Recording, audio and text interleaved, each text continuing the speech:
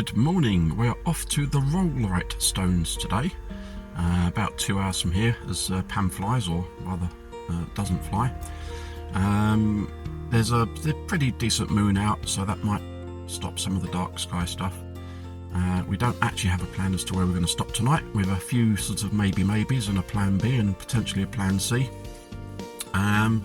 Also planning to stop at Stratford on Avon on the way back. The last time we went there was about 6 or 7 years ago when all the floods were on. It was really quite spectacular. So we're hoping to go back in slightly more temperate times. It's really weird to pack so lightly. We normally go away 5-6 nights, sometimes more. This is going to be an overnight and that's it. And it's really weird not packing so much stuff. Anyhow, let's not complain about that. We'll get on the way and we will see what we see. Here we are at a place called Bix. We found the Rollright stones, quite easy to find. Easy to find because there's 2 lay-bys with about 6,500 cars in them. No space for us. We had a plan B, which is to come down to where we are now. It's a place called Bix. It's an adventure to get here, I can tell you.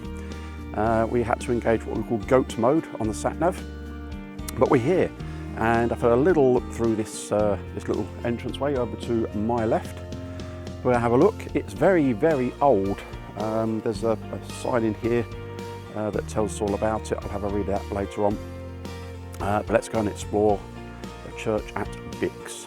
And I must say it is a ruin. But hey, what, we're here, sun's out. There are 2 buzzards, I think, buzzards flying up above us, and it's a gorgeous day, and the good lady's found blackberries to harvest. I go through this delightful little wooded glade. It's been coppiced, so we can get through without too much trouble. And as you can see on the camera, it's very bright the other side. It's this lovely clearing. And the somewhat sad, but nonetheless, really well maintained church.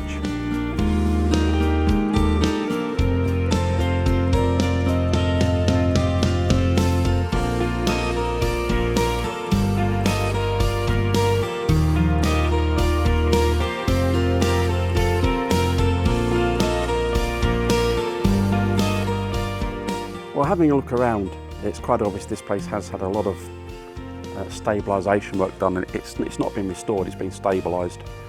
I don't think there's any chance it'll ever be restored. Above this window here you can see there's a series of concrete lintels.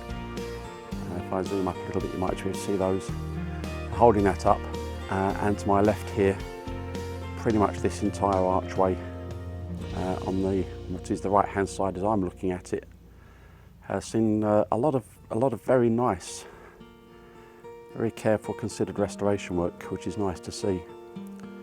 What's not quite so nice to see is the amount of graffiti people have chosen to put here. Something I never really can understand. I mean, we're in the middle of nowhere. We came down single track roads to get here. I mean, come on. Surely there's better things to do with your life than graffiti, 400 or 500-year-old buildings. But still, it's a beautiful place. I think I'm going to try and get the drone up because we're not in anyone's way. See if we can get some pictures from above.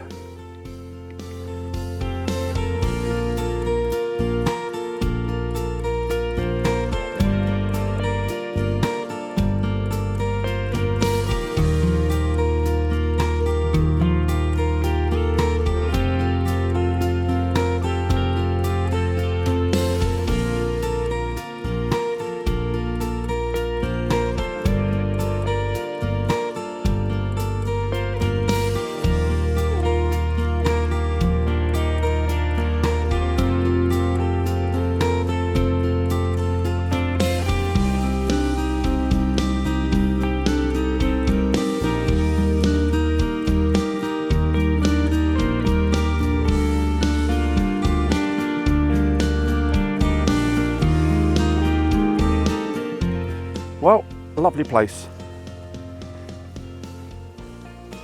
Very glad we made the journey. It's a bit strange to say it's middle of nowhere. Serendipity strikes again. We've stopped at Stowe on the Wold to have a look, because apparently it's very beautiful, and there's a church here Sal wants to have a look at. And we kind of got a bit lost around the one-way thing, looking for somewhere to park. And we've come across Mulgrew Road car park. which is rather unique in as much as it's free after 4 o'clock, and it's after 4 today, and no problem at all staying overnight. Motorhome parking quite welcome. The only restriction is don't throw your toilet waste down the toilets, which are 40p a p anyhow. But we're going to go and explore, have a look, find the church and look at some picturesque buildings. We thought we'd stop by, have a look at the old estate agents on the way past, you know, in case we fancied a change. A mere 2.65 million gets us an 8-bedroom place, which we thought, was a bit, we don't need 8 bedrooms, so I thought we'll go up a little bit. And we'll slob it a bit for a 6-bedroom at a mere 3.5 million. And we thought, well, to be fair, there's a lot of grass there. We like a water feature, and we've decided we're going to settle on this one at a mere 4 million, but it does have its own stream running through the garden. Come across this place with a plaque on the wall that says the oldest inn in England. And if we do a zoom up, it says circa 947 AD, and it is called the Porch House, and it's very well frequented. We've had our walk up Digworth Street, which is a fascinating little place in its own right, and we've come across the cross in the village. I think that's worth getting a few still photos of. I'll try and walk around it without getting run over. It's not too busy at the moment on a Sunday evening. It's a nice detail at the top, 1646, whoever they are up there. And behind me, if I turn around, the King's Arms Hotel and Posting House. Very much like in this building in front of us. Huffkins Cotswold Bakery and Tea Room since 1890. Just look at that window up on 2nd floor, indeed top floor. Can you imagine being double glazing salesman? Yes, mate, we can sort that for you, no problem. Not surprisingly for us, in a town this size, we've managed to get lost already. We lost an entire church, and then we find Church Alley. And the hope is, if we walk down this way, oh yes, that's rather pretty. Let's not if I get terribly far. Oh, that's rather quite pretty, isn't it? St Edward's, I believe. I'm not being corrected by the good lady, so I must be correct. Wow, look at that. The doorway here at St Edward's Church, very famous for the doorway with the big yew trees. And we'll try and pan up to show you that as we go. It's a very popular place. They are some pretty big yews.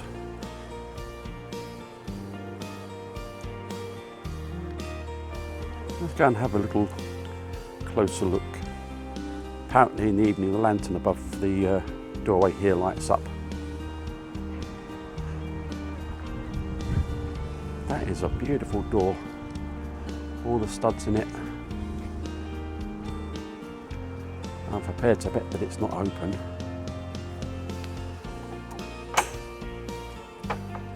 And I win. Delighted to say it's open, so we'll go and have a look. I have already checked, there isn't a service happening at the moment.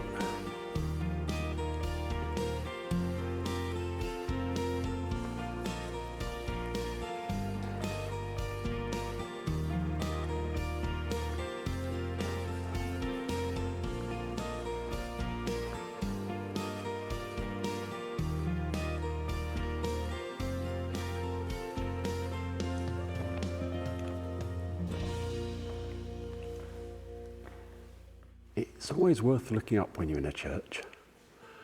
And there's this wonderful face, sort of doing the wide mouth frog with his hands up there. There's anyone that appears to be doing that, the others all seem quite normal. That was very nearly an experience. Could hear sort of clattering and bangings, and then decided or discovered that the guy was locking up. Oh no! Don't want to be locked in the church all night. So, an interesting building, apparently frequented by Tolkien, and allegedly that doorway is something that inspired him to create one of the entrances to one of his lands. I can't remember which one. So now we're going to carry on down here a little, see what we can find. We've just been reading one of the informative things about a thing called tours. Probably spelling or saying that wrong. It's T-U-R-E-S.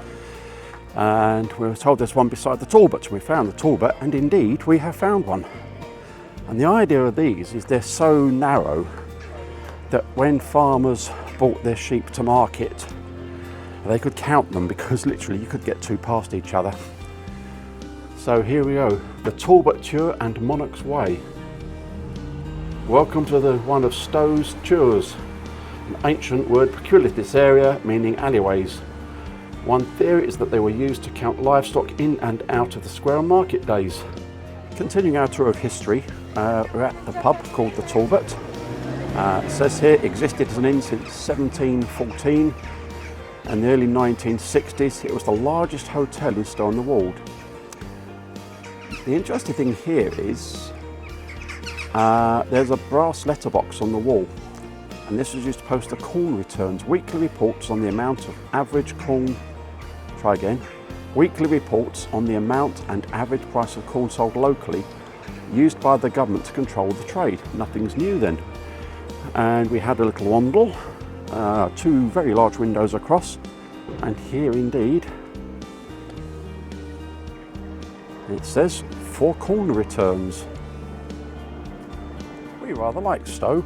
We're going to go and tootle across to Rollrights in the hope that everybody else has gone home and we'll be able to get parked, but if not, we'll come back here because it's campers are allowed, not a hassle. We've got everything we need with us. We must say the local takeaways are a bit pricey, but we can stay until late in the morning, totally free of charge. And I don't think that's a bad deal. We've struck lucky. When we came past earlier today, you couldn't get anywhere near the place. But having explored Stowe, we thought we'd come along this way. It's very late in the day, to be fair, sun's going down and all that. I'll go wiggly around the gate. That didn't make you dizzy, I don't know what will. I'm just going to have a brief look. It's definitely getting near the we need to eat time for sure. And we know there's a big event on here tomorrow, so we're planning on literally being here and then getting out the way. With plans for tomorrow, I'm stood in the middle here, and there's what appears to be the entrance in front of me. And if I keep rotating in this direction, we'll get to see the good old panoramic.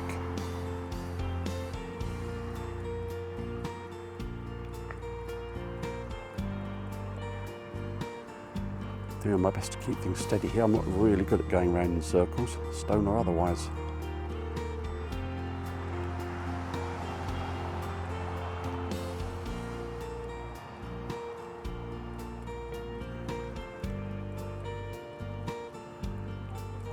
There we go, there's your full 360.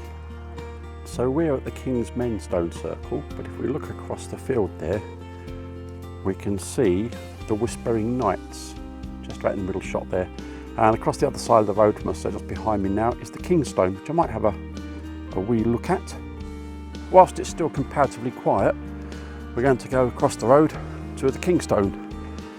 It says push to open. Well, that works as well, look at that.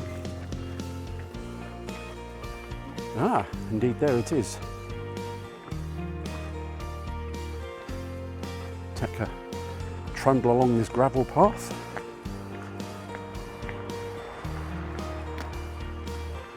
Let's see what we can see.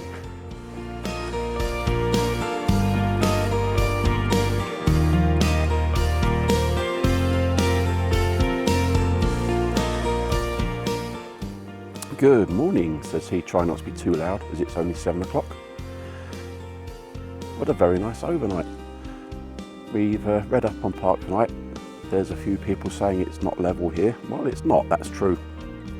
But also, it's not level front to back, which in my view makes it quite easy to work out because you can choose which end you want higher. I'm not going to turn around and video the guy beside us, but he's decided that if you basically put your back wheels up on the curb, he's used that as a kind of inbuilt levelling system, which I think is pretty smart if that's the way you want to go. But all in all, very peaceful night. There's pigeons cooing and no traffic noise. The only downside is 8 o'clock it starts becoming a payer. We don't really want to stay here anymore today. We have other places to go, which means we've up relatively early and a couple more places to go. Stratford upon Avon is on the list, and there's a few places we'd like to visit. There's an aqueduct and I think an old church somewhere as well. But you know what our plans are like, we make them up and then they go interestingly deviant and that's it. We would love to have visited Stratford upon Avon, and we went round and round and we found all sorts of restrictions. There are signs saying no motorhomes and we're never quite sure. I mean, technically we're a camper van. We're below 3.5 tonne, all the rest of that, but you don't know how people are going to interpret these things and they always win. And we eventually found you could park in the leisure centre. Spoke to a very nice young man there, and there are parking spaces for motorhomes and camper vans, 9 of them. And the car park probably encompasses, I should say, about 6 or 7 acres. There are hundreds of empty spaces. There are 9 and they're all taken, apart from which it's stupidly expensive. So there you go, another place that's lost our spending money. We'd like to have explored, we've certainly spent whilst we were there, and now we're not. So instead we have come to the Stowe aqueduct, and it says on the plaque somewhere that it is the longest aqueduct in England. Of course, the UK has longer in Wales, the Pontysillet, which I have definitely pronounced incorrectly. Well, here we go then. Stowe aqueduct, canal and towpath, the longest aqueduct in England. And there's quite a few steps to go up to it. Anyhow, once we've climbed all the top of the steps, we come out into a glorious sunshine. And here is said aqueduct, and it's very pretty.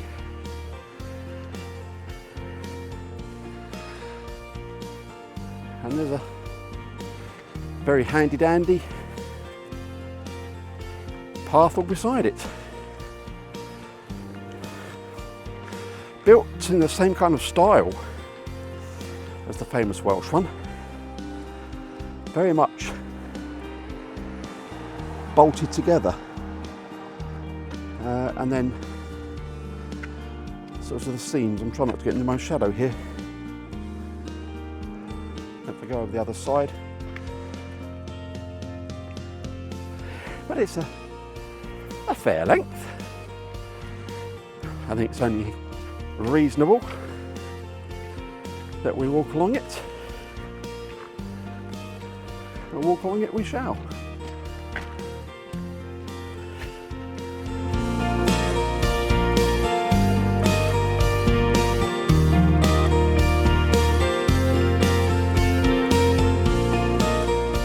Just as we come to the end, there's this feature here.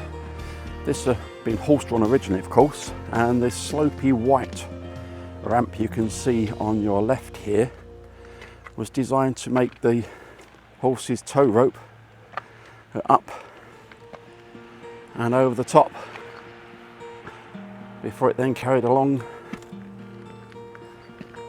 the towpath. I actually imagine it'd be a lovely canal to cruise, to be fair. Very idyllic.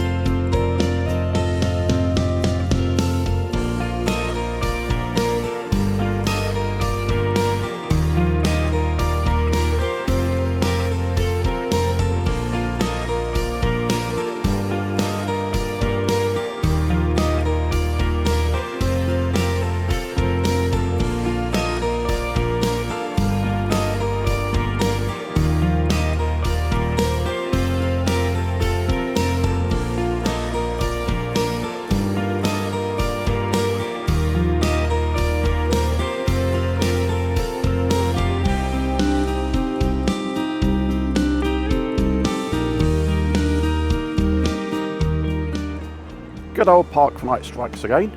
We are at Adelaide Bridge Car Park and there are no restrictions on camper vans and you can overnight.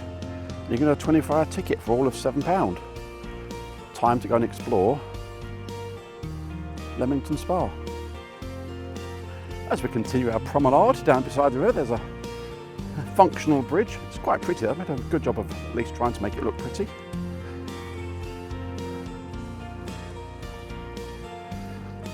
They've done a nice job here. It's very pleasant. As a spa town, hence Leamington Spa, there was a pump room which we are approaching. I have no idea if it's going to be open today. It is Bank Holiday Monday. It's approaching midday, so if it is going to be open, I guess it'll be open at this time of day. It looks very parish. We'll see A, if it's open, and B, if we're allowed to use cameras in there.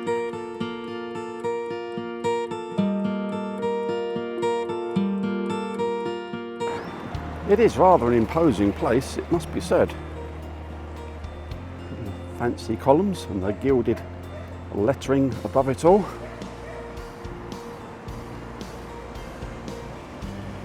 As we come round here, there's a big crest, obviously with a lion and a unicorn. You know, why wouldn't you need a lion and a unicorn in your life? But if you do, there you go, there is one. Or is it two? I don't know. Yes, I'm sure there's some symbolism behind that. And now, carrying on, we have found an open doorway, but I'm not entirely convinced that's not just for the cafe bit. But there's only one way of finding out, and that is to do this. The acoustics in here are a little bit strange for sure, so we have to put up with that.